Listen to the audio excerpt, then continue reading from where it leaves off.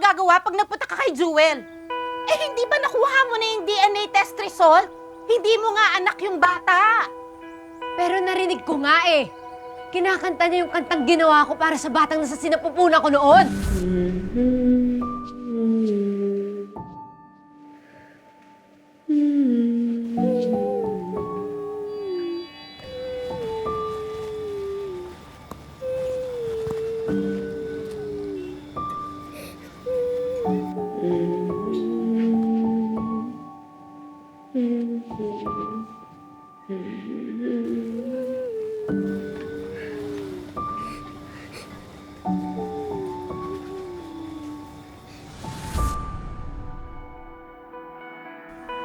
Kaya naman ngayon.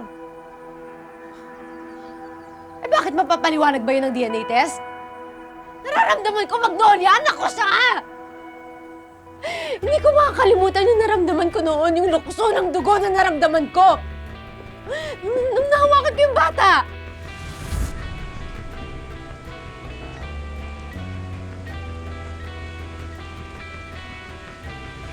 Ay, anong balak mo ngayon?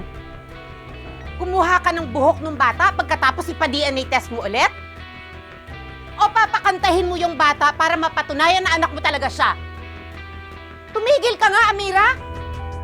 Bakit ka ba masyadong apektado sa plano kay Joel? Dahil ayokong umasa ka na naman sa wala! Dahil pinoprotektahan kita dahil ayokong masaktan ka! Mas masasaktan ako kapag hindi ko ginawa ang lahat para mapatunay na anak ko siya! Alam mo, hindi mo ko naiintindihan eh. Palibhasa, ni minsan, hindi ka naging isang ina!